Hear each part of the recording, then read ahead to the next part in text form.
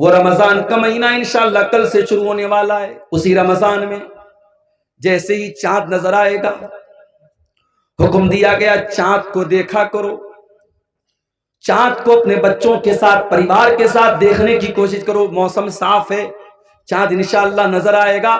جب رمضان کا چاند تمہیں آسمان پہ نظر آ جائے تو یہ دعا پڑھ لینا جو اللہ کے پیارے نبی پڑھا کرتے تھے, اللہم اہلہ علینا بالامن والایمان والسلامت والاسلام ربی وربک اللہ. کیا دعا ہے, چاند دیکھ کر کے کیا دعا پڑھ رہے ہیں ہم؟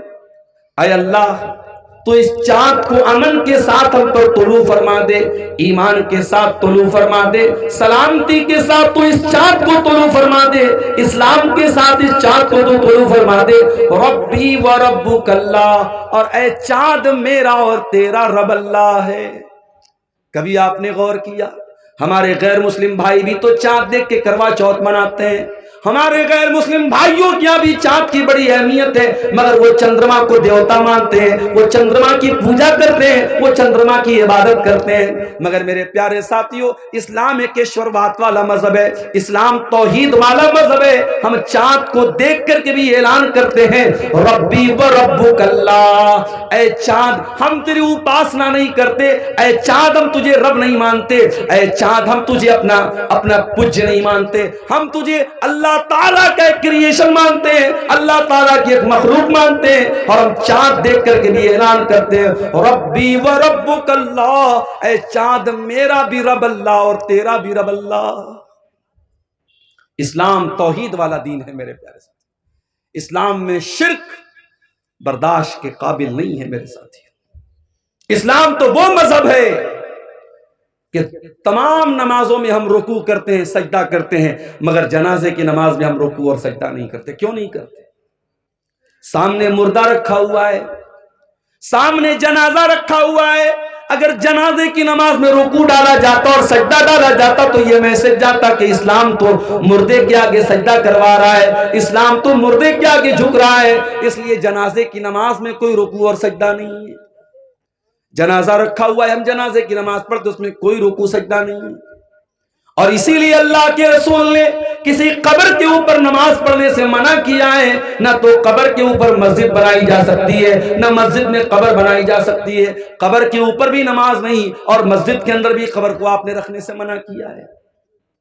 آج افسوس کی بات ہے, اسی اسلام کو ماننے والے آج توحید کو نہیں سمجھتے ہیں.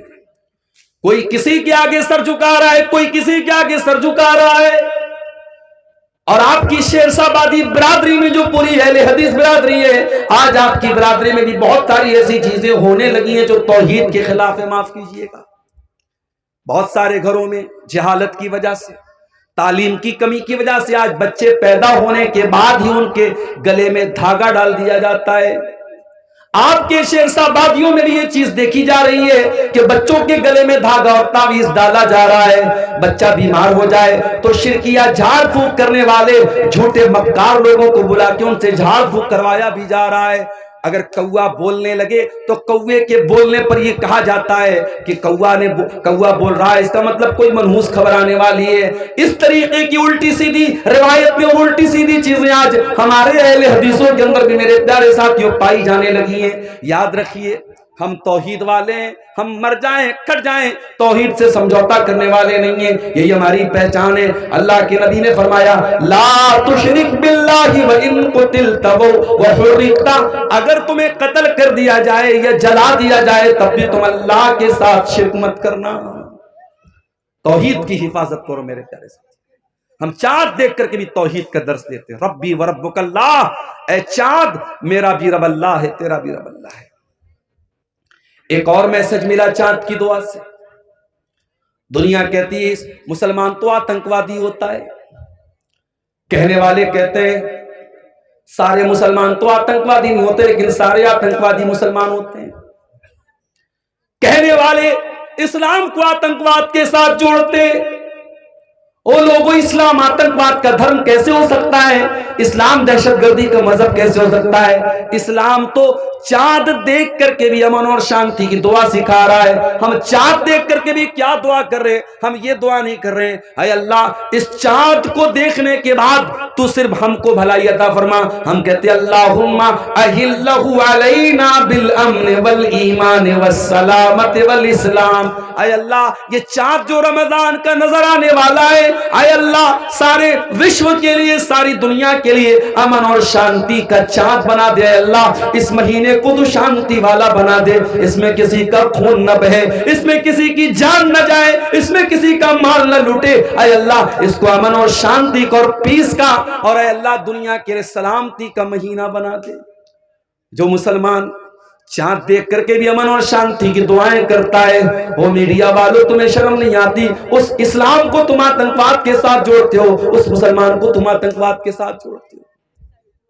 ہاں اگر کوئی اپنے آپ کو مسلمان کہنے والا غلط کام کرے تو اس کے لیے اسلام کیسے ذمہ دار ہو سکتا ہے؟ آج دوسرے مذہب کے ماننے والے، آج امریکہ میں جو جیفری ایپسٹین کی فائل سامنے آ رہی ہے، وہ کوئی مسلمان تو نہیں تھا، وہ تو یہودی تھا، لیکن اتنا گندا آدمی تھا، 6 سال کی بچیوں کے ساتھ ریپ کیا کرتا تھا، چھوٹی چھوٹی بچیوں کے ساتھ وہ درندگی کیا کرتا تھا، انہیں نوچا کرتا تھا، ان کو تڑپایا کرتا تھا، یہاں تک کہ چھوٹی چھوٹی بچیوں کو مشین میں ڈال کے قتل کر کے ان کی بوٹی بنا بنا کے کھایا کرتا تھا۔ وہ تو یہودی تھا، تو کیا ہم یہ بولیں گے کہ اس کے اس عمل کی وجہ سے پوری یہودی قوم غلط مانی جائے گی؟ نہیں میرے پیارے ساتھیوں، کچھ لوگوں کے غلط کاموں کی وجہ سے پورا مذہب بدنام نہیں کیا جا سکتا، پورے دین کو بلیم نہیں کیا جا سکتا۔ اسلام کل بھی امن اور شانتی کا پرتیک تھا، اور آج بھی امن اور شانتی کا پرتیک ہے، اور قیامت کی صبح تک امن اور شانتی کا پرتیک رہے گا۔ ہم تو چاند دیکھ کر کے بھی امن اور شانتی کی دعا کرتے ہیں۔ چاند دیکھنے کے بعد دوسرا کام ہم کیا کرتے ہیں؟ عشاء کی نماز پڑھنے کے بعد تراویح کی نماز پڑھتے ہیں۔ جیسے ہی رمضان شروع ہوتا ہے یہ بحث بھی چھڑ جاتی ہے، تراویح 8 رکعت پڑھی جائے کہ 20 رکعت پڑھی جائے، کوئی 8 کو صحیح کہتا ہے، کوئی 20 کو صحیح کہتا ہے، لیکن ایک بات سے کوئی انکار نہیں کر پائے گا کہ اللہ کے نبی نے جو 3 دن تراویح پڑھائی تھی وہ 8 ہی رکعت آپ نے پڑھائی تھی۔ کیسی آواز ہے؟ 3 دن تک اللہ کے نبی نے جو تراویح کی نماز پڑھائی تھی وہ 8 رکعت تھی، اس میں کسی کو شک نہیں ہے میرے پیارے۔ حضرت عائشہ سے پوچھا گیا اللہ کے پیارے رسول کی رمضان کی نماز کیسی تھی؟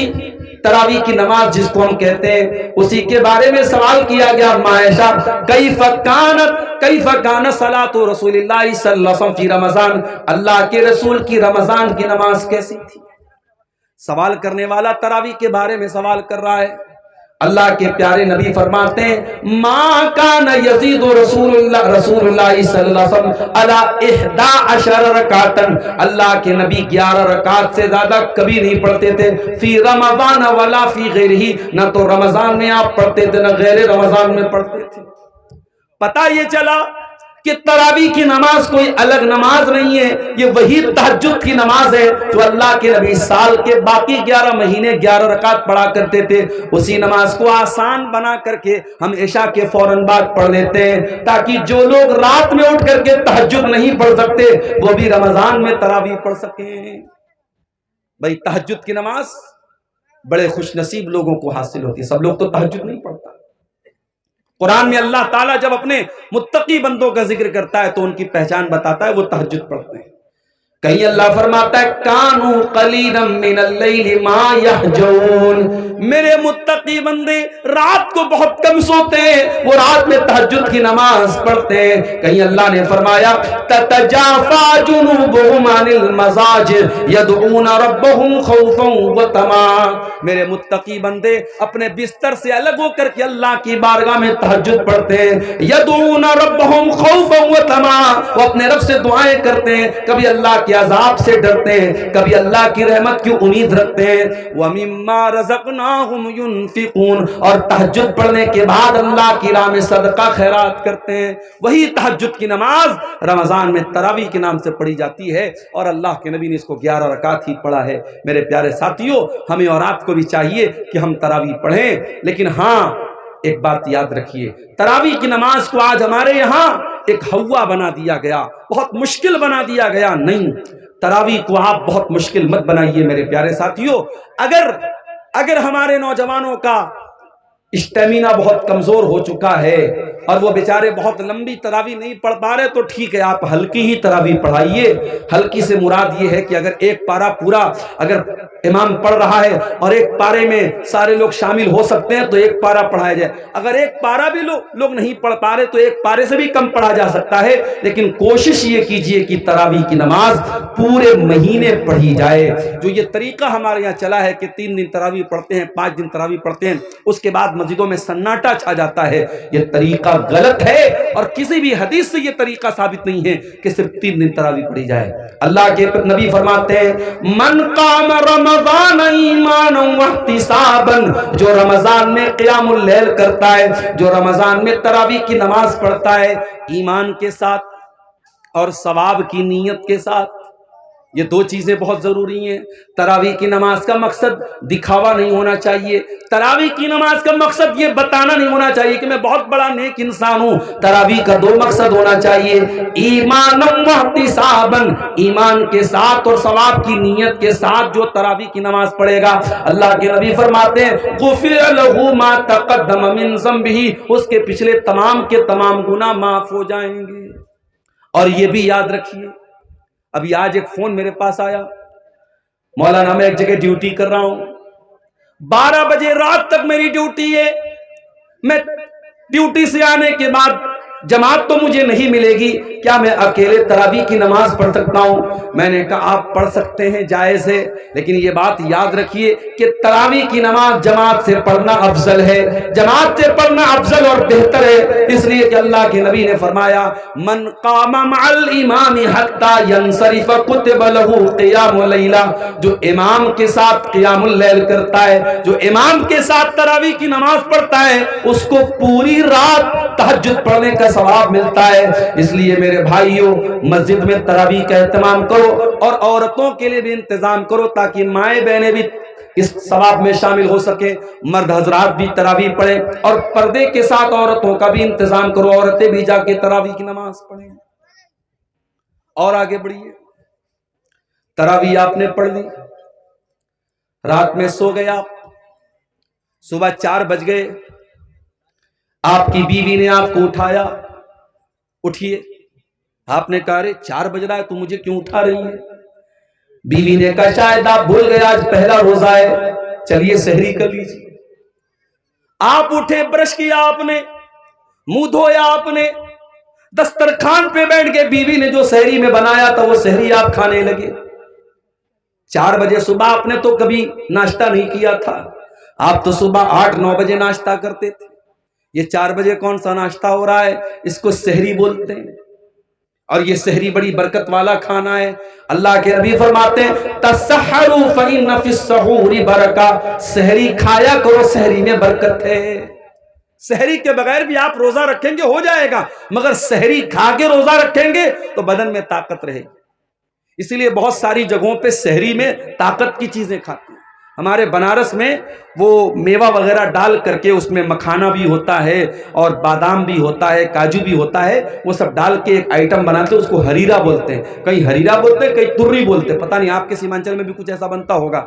تو آپ سحری میں اس طریقے کی چیزیں جب کھا لیتے ہیں تو پھر پورے دن ایک انرجی رہتی ہے بدن میں۔ اگر آپ سحری نہیں کھائیں گے، مان لیجئے کوئی سویا رہ گیا، رات میں بیچارہ وہ ارادہ کر کے سویا تو میں صبح سحری کر کے روزہ رکھوں گا، لیکن نیند نہیں کھل پائی اور فجر کا ٹائم ہو گیا اور تب اس کی نیند کھلی، تو روزہ وہ رکھے گا کہ نہیں رکھے گا؟ روزہ رکھے گا، روزہ ہو جائے گا، مگر جب بغیر کچھ کھائے پیے روزہ رکھے گا تو کمزوری رہے گی۔ اس لیے سحری ضرور کرنا چاہیے میرے ساتھ۔ ہم نے صبح 4 بجے سحری کر لی، 5 بجے فجر کی اذان ہونے والی ہے، ہم نے 10 منٹ میں 15 منٹ میں سحری کر لی، اب ہمارے پاس 45 منٹ کا ٹائم ابھی اذان تک بچا ہے. ہم نے سوچا بستر پہ چل کے تھوڑا آرام کر لیتے ہیں. جیسے ہی بستر پہ آرام کرنے گئے نیند آ گئی اور فجر کی نماز ہماری بستر پہ چلی گئی. یہ طریقہ غلط ہے میرے بھائیوں، بالکل غلط ہے یہ طریقہ.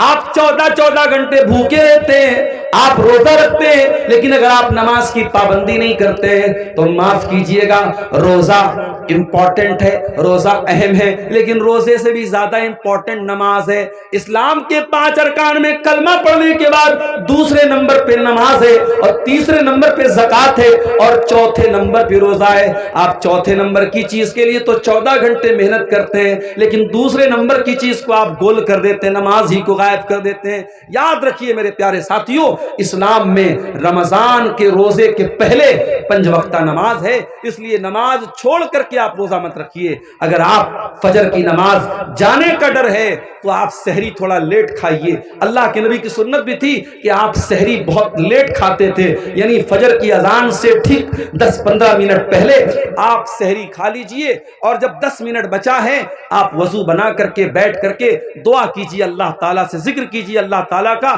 اور فجر کی نماز پڑھنے کے بعد ہی آپ سوئیے تاکہ آپ کی نماز نہ چھوٹنے پائے میرے ساتھ.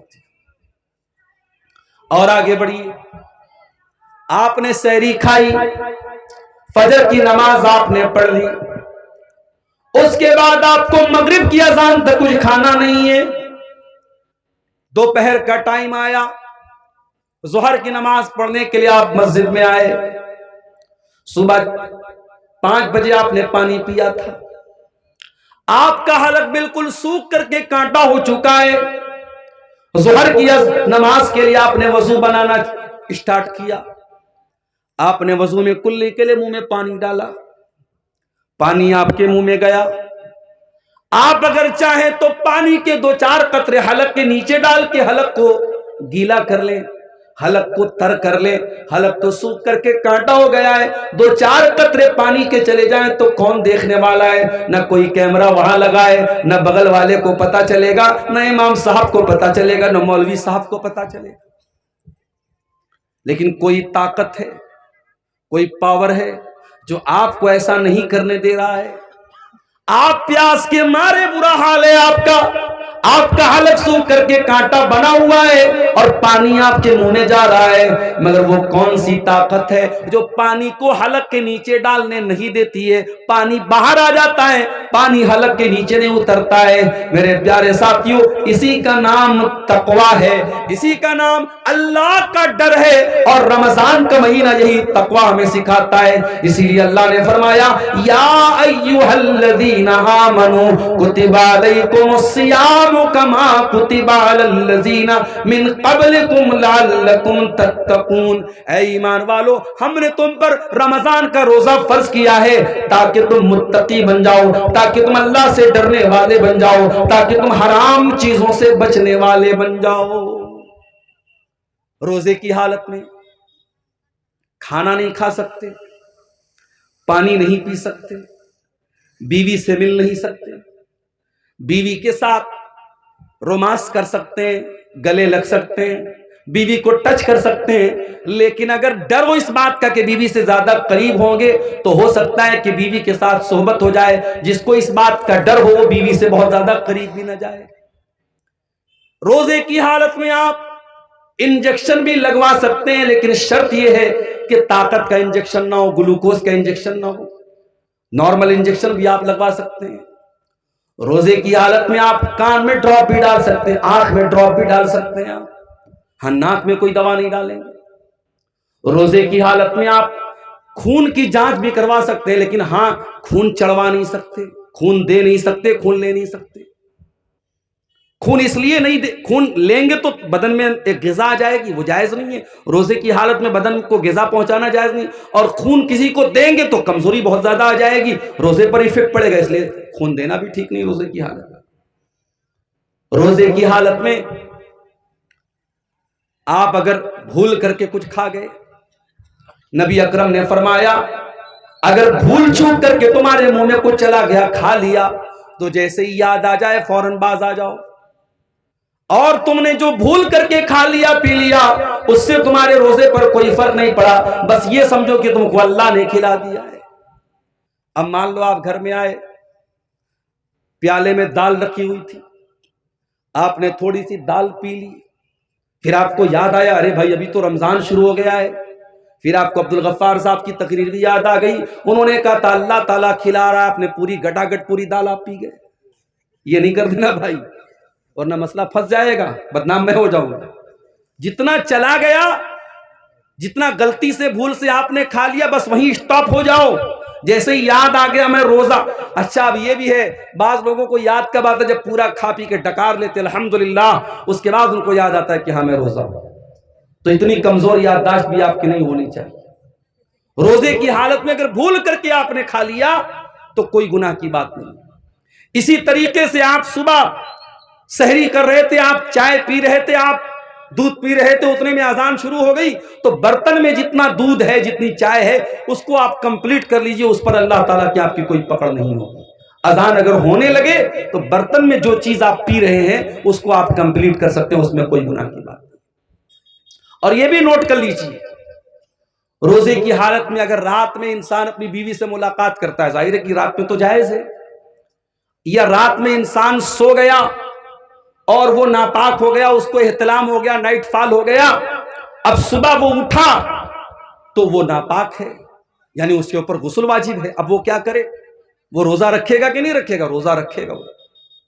اور اگر اسی حالت میں فجر کی اذان بھی ہو گئی تو بھی کوئی گناہ کی بات نہیں ہے، اس کا روزہ بالکل صحیح ہے۔ لیکن ہاں اگر انسان رات میں ناپاک ہوا ہے صبح اسی حالت میں سحری کر سکتا ہے، لیکن فجر کی اذان اگر ہو گئی ہے تو جتنا جلدی ممکن ہو وہ غسل کرے اور جماعت سے جا کر کے نماز پڑھے۔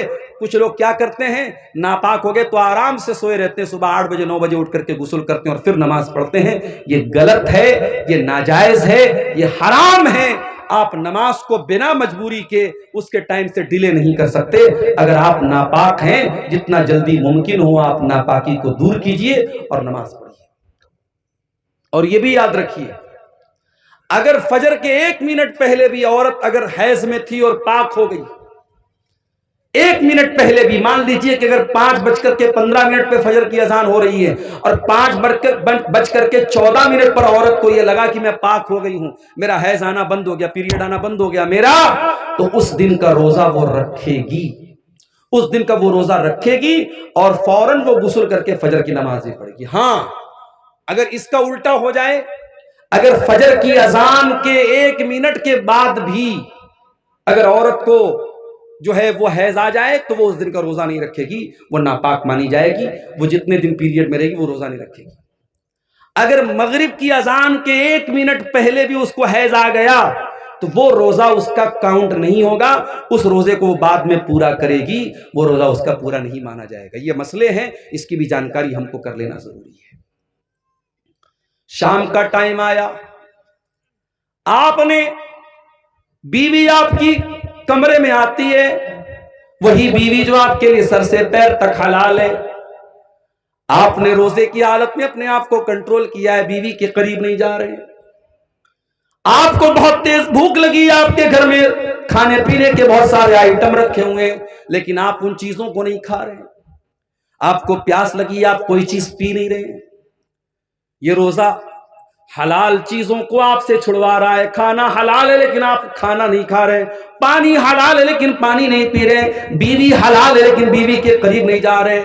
میرے پیارے ساتھیوں، یہ روزہ ہمیں یہ سبق دے رہا ہے، اے روزہ رکھنے والے، اگر تو اللہ کے حکم پر حلال چیزوں کو چھوڑ سکتا ہے تو تو حرام کو بھی چھوڑ سکتا ہے، اور اگر تو حلال کو چھوڑتا ہے اور حرام کو نہیں چھوڑتا ہے تو پھر تیرے روزہ رکھنے کا کوئی مطلب نہیں ہے۔ کچھ لوگ کیا کرتے ہیں، دن بھر تو روزہ رکھتے ہیں اور مغرب کی جیسے ہی اذان ہوتی ہے افطار کرنے کے بعد پہلے سگریٹ کا دھواں نکالتے ہیں، پہلے بیڑی کا دھواں نکالتے ہیں۔ ارے اللہ کے بندے، اگر تجھے سگریٹ اتنی پیاری ہے اور بیڑی اتنی پیاری ہے کہ تو مغرب کی اذان کا ویٹ کر رہا تھا تو اس سے تو بہتر تھا تو روزہ ہی نہ رکھتا۔ تو روزہ ہی نہ رکھتا، تو اللہ کے لیے حلال چیزوں کو چھوڑنے کو تیار ہے، تو حرام کو نہیں چھوڑ سکتا۔ میرے پیارے ساتھیوں، رمضان ہمیں چینج کرنے کے لیے آیا ہے، رمضان ہمارے اندر پریورتن لانے کے لیے آیا ہے۔ رمضان نے ہمارے سونے کا، کھانے کا، پینے کا ٹائم چینج کر دیا ہے۔ جو رمضان ہمارے کھانے پینے سونے کا ٹائم چینج کر سکتا ہے، وہ رمضان ہماری بری عادتوں کو بھی چینج کر سکتا ہے۔ وہ بیڑی پینے والوں، وہ سگریٹ پینے والوں، وہ شراب پینے والوں، وہ موبائل پر گندی چیزیں دیکھنے والوں، وہ بے پردہ رہنے والی لڑکیوں، وہ غلط تعلقات میں پھنسنے والے نوجوانوں، اگر اپنی گندی عادتوں سے پیچھا چھڑانا ہے تو اس کا بہترین موقع ہے رمضان۔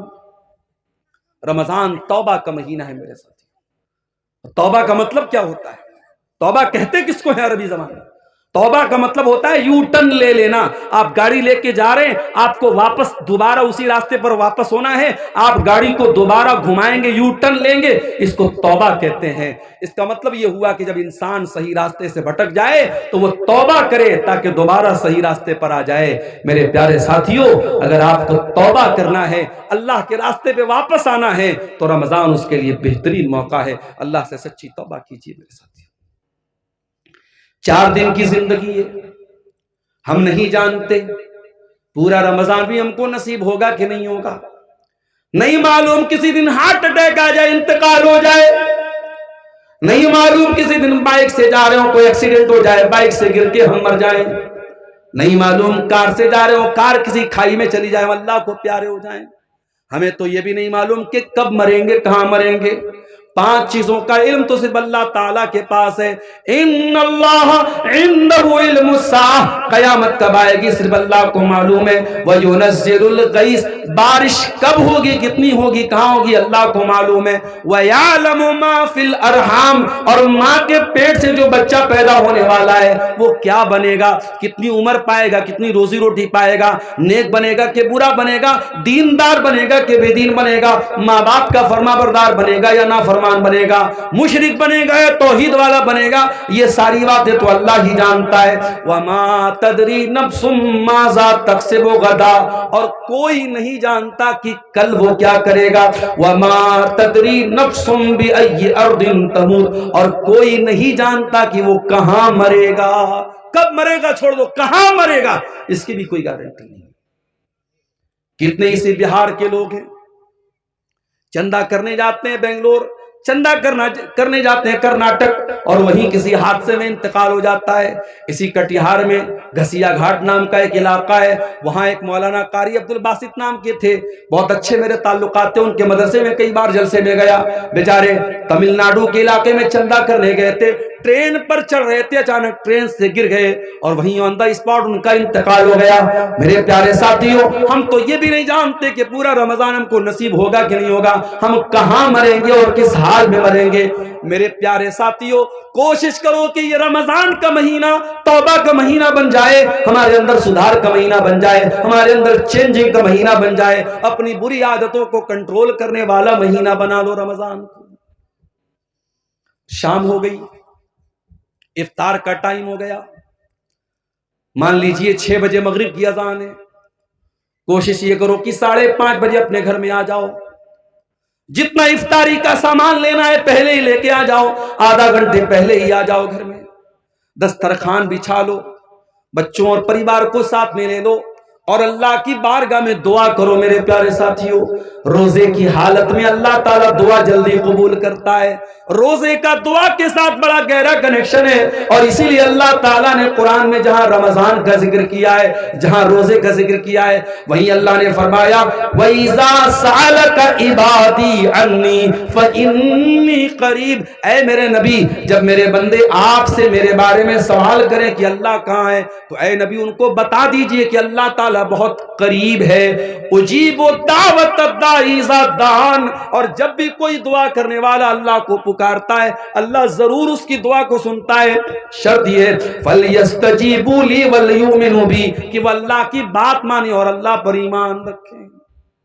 اگر واقعی میں ہم اللہ کی بات مانے تو ضرور اللہ ہماری دعا سنے گا، مگر ہم اللہ کی بات مانتے کہاں ہیں؟ ہم تو گناہوں کی دنیا میں لت پت رہتے ہیں، حرام کمائی کھاتے ہیں، سود بیاج کھاتے ہیں، حرام کام کرتے اور اس کے بعد ہم کہتے اللہ ہماری دعاؤں کو نہیں سنتا، اللہ نے ہم پر ظالموں کو مسلط کر دیا ہے، فلاں ظالم ہے، فلاں ظالم۔ ارے سب سے بڑے ظالم ہم ہیں۔ دوسروں کو ظالم کہنے سے پہلے اپنے گریبان میں جھانکے ہم نے اپنے اوپر کتنا ظلم کیا ہے۔ اس لیے میرے پیارے ساتھیو، رمضان میں دعا کرو، اور دعا کرنا ہے تو ذرا نبیوں سے سیکھو کہ دعا کیسے کی جاتی ہے۔ آدم علیہ السلام سے غلطی ہو تو کیا دعا کی انہوں نے؟ ربنا ظلمنا انفسنا وان لم تغفر لنا وترحمنا لنکونن من الخاسرین۔ اے پروردگار، ہم نے اپنی جانوں پر ظلم کیا ہے، اور اگر تو نے نہیں بخشا اور تو نے رحم نہ کیا، اے اللہ ہم سے زیادہ خسارہ اٹھانے والا کوئی نہ ہوگا۔ یونس علیہ السلام کو دیکھو، مچھلی کے پیٹ میں، جہاں دنیا کا کوئی نیٹ ورک کام نہیں کرتا، وہاں کیا دعا کر رہے ہیں؟ فنادا فی الظلمات اللہ الہ الا انت سبحانک انی کنت من الظالمین۔ یونس علیہ السلام نے تین اندھیروں میں، سمندر کا اندھیرا تھا، پانی کا، سمندر کا اندھیرا تھا، رات کا اندھیرا تھا، اور مچھلی کے پیٹ کا اندھیرا تھا، تین اندھیروں میں انہوں نے اللہ کو پکارا، اور کیا پکارا؟ لا الہ الا انت سبحانک انی کنت من الظالمین۔ اے اللہ تو پاک ہے، اے اللہ تیرے سوا میرا کوئی سہارا نہیں ہے، اے اللہ تو پاک ہے، انی کنت من الظالمین، اے اللہ میں ظالم ہوں، میری غلطی ہے۔ دعا مانگنے کا طریقہ سیکھو میرے پیارے ساتھیوں نبیوں سے۔ اسی لیے اللہ کے نبی فرماتے ہیں مچھلی والے نبی کی دعا بہت بہترین دعا ہے، اور مسلمان جب بھی کسی مصیبت میں یہ دعا کرے گا اللہ تعالیٰ ضرور اس کی دعا کو سنے گا۔ ابراہیم علیہ السلام کو دیکھو، 85 سال کی عمر ہو چکی ہے، اولاد نہیں ہے، یہاں تو 14-15 سال ہو جائے اور اولاد نہ ہو تو دنیا والے تانا مارنے لگتے ہیں کہ اس کو تو اولاد نہیں ہو رہی ہے، اور انسان بھی مایوس ہو جاتا ہے۔ یہاں 85 سال کی عمر ہو چکی ہے، ابراہیم اپنے رب سے مایوس نہیں ہے، کیا دعا کرتے ہیں؟ رب هب لي من لدنك ذرية طیبہ انک سمیع الدعاء۔ اے اللہ تو مجھے پاک اولاد دے دے، اے اللہ تو دعاؤں کو سننے والا ہے۔ رب هب لي من الصالحین، اے اللہ مجھے نیک بیٹا عطا فرما دے۔ ایوب علیہ السلام کو دیکھو، بیمار ہیں، پورے بدن میں زخم ہے، پورے بدن سے خون بہ رہا ہے، پورے بدن میں پریشانی ہے، اور ایوب علیہ السلام دعا کر رہے ہیں وَأَيُّوبَ إِذْ نَادَى رَبَّهُ أَنِّي مَسَّنِيَ الضُّرُّ وَأَنْتَ أَرْحَمُ الرَّاحِمِينَ۔ کہتے اے اللہ مجھے یہ بیماری پہنچی ہے، اے اللہ مجھے یہ تکلیف پہنچی ہے، اور اے اللہ سب سے بڑا رحم کرنے والا تو ہے، اگر تو نے رحم نہ کیا تو تیرا بندہ کہاں جائے گا؟ میرے پیارے ساتھیو، رمضان کو دعا کا مہینہ بنا لو، خوب دعائیں کرو، افطار کے ٹائم دعا کرو، سحری کے ٹائم دعا کرو، تراویح کے بعد بیٹھ کے دعا کرو، رات کے سناٹے میں دعا کرو، دن کے اجالے میں دعا کرو۔ رمضان کا دعا کے ساتھ بڑا گہرا کنیکشن ہے، بہت گہرا تعلق ہے، اور ہو سکے ایک کتاب بتا رہا ہوں، موبائل پر بھی وہ کتاب مل جائے گی آپ کو، پلے اسٹور میں بھی مل جائے گی۔ کتاب کا نام نوٹ کر لو، حصن المسلم، عرب کے ایک عالم کی کتاب ہے، بہت اچھی کتاب ہے دعاؤں کی، چھوٹی چھوٹی دعائیں جو نبی کی دعائیں ہیں، نبی کی سکھائی گئی دعاؤں کو پڑھا کرو۔ نبی کے الفاظ میں بڑی برکت ہے، نبی کے الفاظ بڑے جامع ہوتے تھے۔ اگر وہ نہیں پڑھ سکتے، اگر پڑھے لکھے نہیں ہو تو اپنی بھاشا میں، اپنی زبان میں، تم شیر شہبادی لینگویج میں، تم بنگلہ زبان میں بھی اللہ سے دعائیں کر سکتے ہو۔ اللہ تعالیٰ ہر زبان کو سمجھتا ہے، وہ دل کی بھاشاؤں کو جانتا ہے، وہ دل کی زبان کو جانتا ہے۔ ہم زبان سے کہیں یا نہ کہیں، ہمارا دل جب تڑپتا ہے، ہمارا دل جب روتا ہے، ہمارے دل کی صداؤں کو بھی اللہ تعالیٰ سن لیتا ہے۔ اور آگے بڑھیے میرے بھائی، افطار کا ٹائم ہو گیا، آپ افطار کرتے ہیں، بسم اللہ پڑھ کے آپ نے کھجور منہ میں ڈالی، کھجور منہ میں ڈالی، پانی آپ نے پیا، اور پانی جیسے ہی آپ کے حلق کے اندر گیا آپ نے دعا پڑھی ذهب الظمأ وابتلت العروق وثبت الاجر انشاءاللہ۔ اے اللہ تیرے حکم سے میں نے روزہ پورا کر لیا، اے اللہ میری پیاس ختم ہو گئی، اے اللہ میری رگیں تر ہو گئی، اور اے اللہ اگر تو نے چاہا تو مجھے ثواب بھی میرے روزے کا مل جائے گا۔ یہ بڑی پیاری دعا ہے، افطار کے ٹائم یہی دعا پڑھا کرو میرے پیارے ساتھیوں۔ اور وہ دعا بھی آپ پڑھ سکتے ہیں، اللہم لک صمت وعلی رزقک افطرت، اے اللہ میں نے تیرے لیے روزہ رکھا اور تیرے ہی دیے ہوئے رزق پر میں نے افطار کیا۔ اور یہ بھی مسئلہ یاد رکھو، افطار میں جلدی کرنے کا حکم ہے. اگر گھڑی میں 6 بج چکا ہے اور آپ کی جنتری میں 6 بجے افطار کا ٹائم ہے تو جان بوجھ کر کے 6:02 پر بھی افطار کرنا ٹھیک نہیں ہے. اللہ کے نبی فرماتے ہیں لا یزال الناس بخیر ما عجل الفطر، لوگ اس وقت تک بھلائی کے ساتھ رہیں گے جب تک افطار میں جلدی کریں گے. کیا مطلب؟ جیسے افطار کا ٹائم ہو جائے جلدی سے افطار کریں گے تب تک لوگ بھلائی کے ساتھ رہیں گے. بات سمجھ میں نہیں آئی؟ مولانا صاحب، ایک آدمی 6 بجے افطار کر رہا ہے، ایک آدمی 6:05 پر افطار کر رہا ہے، وہ 5 منٹ زیادہ روزہ رکھ رہا ہے، اس کو تو اور زیادہ ثواب ملنا چاہیے. اور آپ اللہ کے نبی کی حدیث پڑھ رہے ہیں کہ جو لوگ افطار میں جلدی کریں گے وہ بھلائی کے ساتھ رہیں گے. پتہ یہ چلا کہ شریعت ہماری لاجک سے نہیں چلتی ہے، شریعت ہمارے دماغ سے نہیں چلتی ہے، شریعت اللہ تعالیٰ کے اور اس کے رسول کے حکم سے چلتی ہے. اگر اللہ کا حکم یہی ہے اور رسول کا حکم یہی ہے کہ افطار میں جلدی کیا جائے تو افطار میں دیر کرنا ٹھیک نہیں ہے.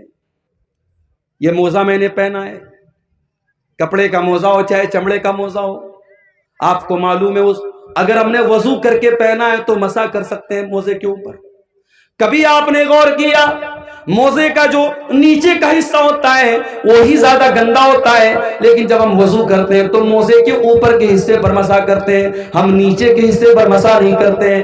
پتہ یہ چلا کہ دین عقل اور رائے کا نام نہیں ہے، دین تو اللہ اور اس کے رسول کے حکم کا نام ہے. اسی لیے افطار میں جلدی کرنے کا حکم دیا گیا ہے. اور یہ بھی نوٹ کر لو میرے بھائیو، آج جیسے ہی رمضان کا مہینہ آتا ہے مردوں کی ڈیمانڈ کیا ہوتی ہے؟ 20 طریقے کا آئٹم بنایا جائے. ہو سکتا ہے کہ آپ کے شیرشاہ آبادی سماج میں شاید اتنی ویرائٹی نہ ہوتی ہو، لیکن آپ اگر بنارس چلے جائیں، آپ لکھنؤ چلے جائیں، آپ حیدرآباد چلے جائیں، آپ ممبئی چلے جائیں تو افطار کے دسترخوان پہ آپ کو 20 طریقے کے آئٹم ملیں گے. مجھے اس سے کوئی اعتراض نہیں ہے، اللہ نے آپ کو دولت دی، آپ خوب کھائیے، منع نہیں ہے میرے بھائی. لیکن مجھے اس بات کے سے شکایت ہے کہ آج اپنے گھر کی عورتوں کے اوپر ہم نے اتنا زیادہ بوجھ ڈال دیا ہے. اتنے سارے آئٹم ان کو بنانے ہوتے ہیں رمضان کے اندر کہ بیچاری عصر کے بعد سے لے کر کے وہ افطار کے آئٹم بنانے میں ان کا ٹائم لگ جاتا ہے، اور مغرب کے بعد بیچاری برتن دھونے میں ان کا ٹائم لگ جاتا ہے.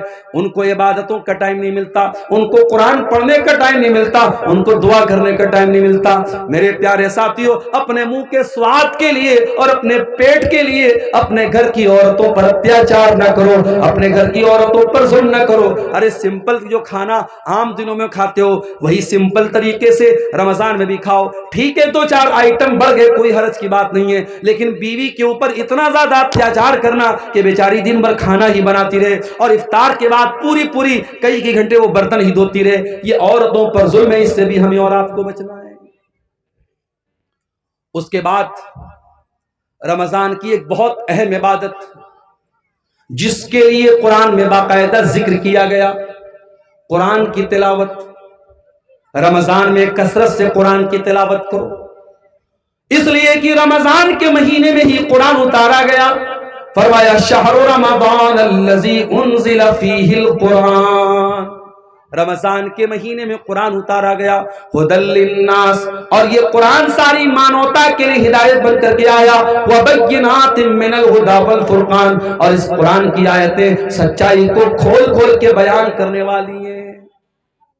کبھی آپ اپنے دل پر ہاتھ رکھ کے بتائیے میرے بھائی، آپ نے پچھلے رمضان میں کتنا قرآن پڑھا تھا؟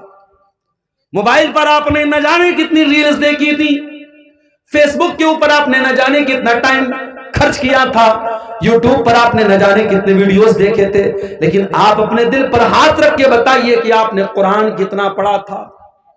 بلکہ اگر آپ مجھ سے پوچھے تو میں ایک بات کہوں گا، رمضان میں علماء کی تقریریں سنیے، میں منع نہیں کرتا، مگر تقریروں سے زیادہ قرآن سنیے، قرآن پڑھیے. رمضان کو قرآن کے لیے خاص کر دیجیے. اور آج بھی آپ دیکھیے جو حرمین کے امام ہیں، جب وہ قرآن پڑھتے ہیں کتنا اچھا لگتا ہے. شیخ عبد الرحمن السدی جب اپنی آواز میں قرآن پڑھتے اللہ اللہ کتنا پیارا لگتا ہے. شیخ سعود اشرم تو چلے گئے، لیکن موجودہ جو ائمہ حرمین ہے اس میں ایک نام شیخ بدر ترکی کا ہے، کتنا پیارا قرآن پڑھتے ہیں۔ آپ موبائل پر ہیڈ فون لگا کے اگر شیخ بدر ترکی کی زبان سے قرآن سنیں گے اور آنکھیں بند کر لیں گے، آپ کو ایسا لگے گا آپ حرم میں کھڑے، آپ مکہ میں کھڑے، آپ مسجد حرام میں کھڑے۔ وہ لوگوں تم قرآن پڑھو تو صحیح ایک بار، الا بذکر اللہ تطمئن القلوب، یہ قرآن تمہارے دل کو ضرور شانتی دے گا، تمہارے دل کو ضرور سکون دے گا۔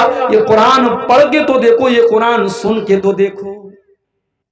ہمارے دل اتنے کٹھور ہو چکے ہیں، ہمیں گانا اچھا لگتا ہے، ہمیں میوزک اچھا لگتا ہے، ہمیں قرآن اچھا نہیں لگتا۔ ہمیں قرآن نہ پڑھنے کا من کرتا ہے، نہ سننے کا من کرتا ہے۔ تراویح کی نماز میں امام صاحب ذرا سی لمبی تلاوت کر دیں تو ہم ناراض ہو جاتے ہیں، امام صاحب آپ نے لمبی تلاوت کیوں کر دی؟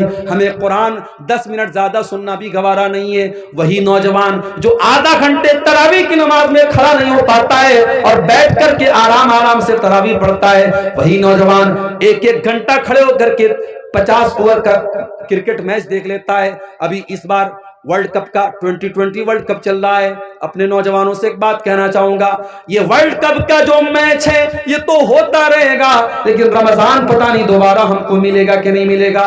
میرے پیارے ساتھیوں، اس ورلڈ کپ کے چکر میں اپنے رمضان کو برباد نہ ہونے دینا۔ اس ورلڈ کپ کے میچوں کے چکر میں آپ جب میچ دیکھیں گے تو میچ میں ایڈورٹیزمنٹ بھی آئے گا، پرچار بھی آئے گا، اس میں ننگی لڑکیاں بھی آئیں گی، اس میں ننگا پرچار بھی آئے گا، اور اس میں جب میچ دیکھیں گے تو درشکوں کو بھی دکھایا جائے گا، اس میں خوبصورت لڑکیاں بھی نظر آئیں گی، اور آپ روزے کی حالت میں یہ ساری چیزیں دیکھیں گے۔ اس لیے خبردار، کہیں رمضان کے روزے کو آپ کا یہ ورلڈ کپ کا میچ برباد نہ کر دے۔ اس لیے ورلڈ کپ کے میچ سے بھی ہوشیار رہنا میرے ساتھی۔ قرآن کو ٹائم دو۔